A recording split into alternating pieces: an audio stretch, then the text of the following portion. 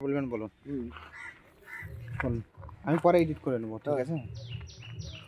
আমার কাছে আপাতত টায়ারও মাঝে মিশিয়ে পাওয়া যায়, কারণ ফাইন্যান্সের গাড়ি তুলতে গেলে ম্যাক্সিমাম গাড়িতে টায়ার ফাইন্যান্স কোম্পানিরা খুলে নেয়, সেই হিসেবে আমরা টায়ারও কিনে নিয়ে আসি।